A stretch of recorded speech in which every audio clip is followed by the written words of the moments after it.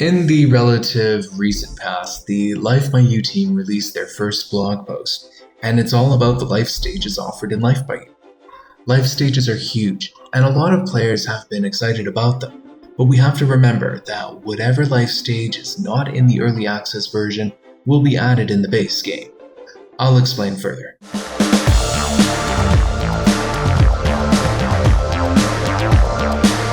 Hello everyone, my name is Michael and welcome back to Sovereign Gaming. Life by You is talking about life stages, and so am I. It's no secret that life simulation communities across the board are obsessed with life stages. You have pockets of communities demanding life stages for young adults, preteens, and so on.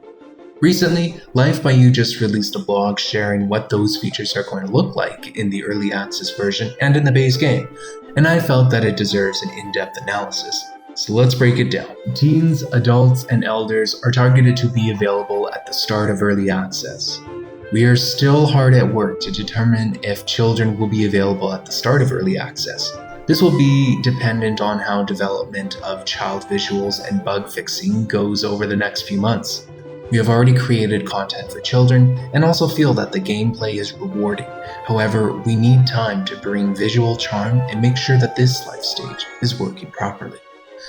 It's interesting that children may or may not make early access. The way that I interpret this part of the blog is that Paradox is not making any promises that children will make it into the early access version of Life by You. On one hand, I can really appreciate Paradox and the team holding back on putting out features that they know aren't yet ready.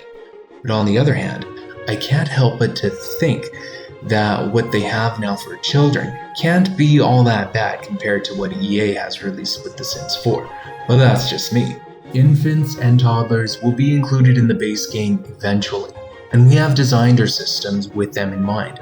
Both have been prototyped and play-tested in development, but need additional polish and design to reach what we consider to be an acceptable quality bar for gameplay depth and visuals. The team strongly believes that these life stages are important to the player experience and absolutely belong in the base game in order for the game to be considered feature complete. We will continue to update you on a timeline for these life stages as they develop.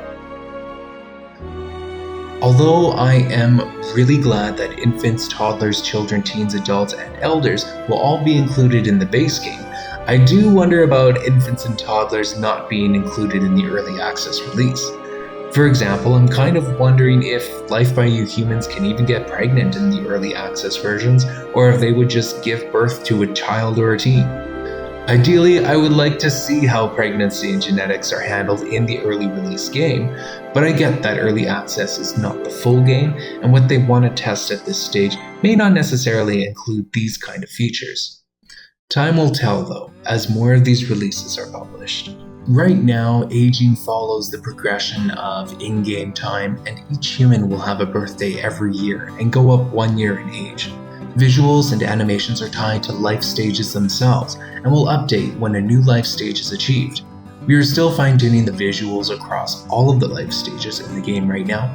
We can't wait to see what you think of age. So this is a major area where we will be watching player feedback during early access.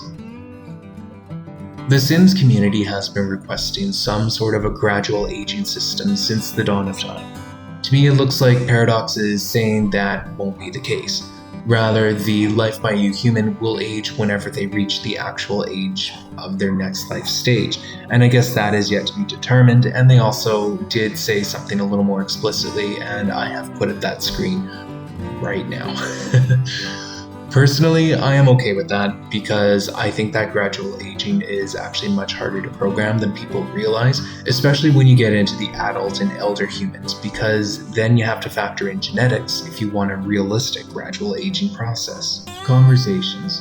There will be conversation options and content related specifically to each life stage.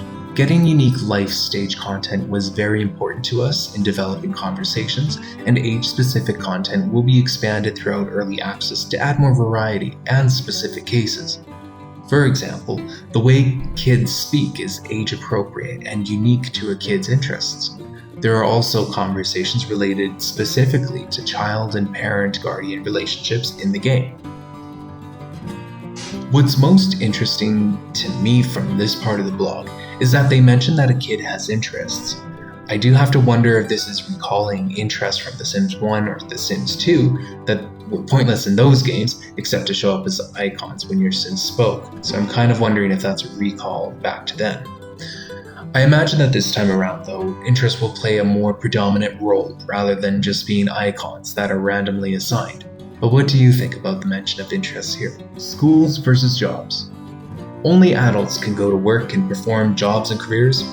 There are plans for a children's school to be added eventually and will likely follow a similar gameplay system to jobs, not be a rabbit hole.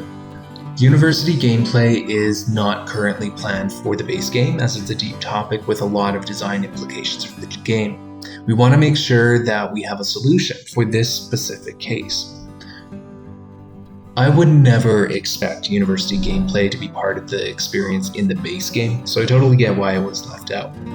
Paradox is also being coy yet again at the mention of regular schools.